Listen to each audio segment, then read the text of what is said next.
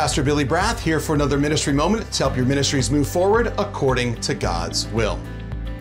The season of Lent has long been a treasured opportunity for Christians and congregations to renew their devotion to Jesus and reflect on his life, death, and resurrection.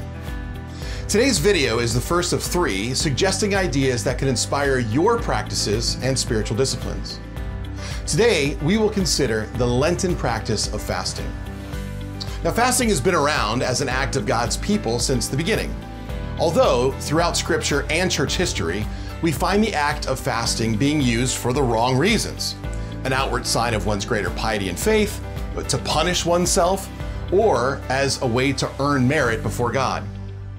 Luther teaches us, true fasting consists in the disciplining and restraining of your body, which pertains not only to eating and drinking and sleeping, but also to your leisure, your pleasure, and to everything that may delight your body.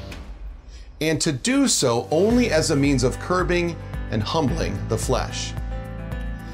Fasting can be a great blessing to you and your fellow members as a way to focus on the message of the season, to continually turn yourself to the work of the Lord on his path to the cross, and to give us the chance to deeply reflect on our own lives of service to God and neighbor. Here's a few ideas to implement fasting in your congregation this Lenten season. First, teach. Fasting is often misunderstood by our people. We assume it's only related to the Old Testament, Pharisees, or current Muslim practice. Teach how fasting can be a great tool to push people to focus on Jesus. Second, suggest practical things to give up.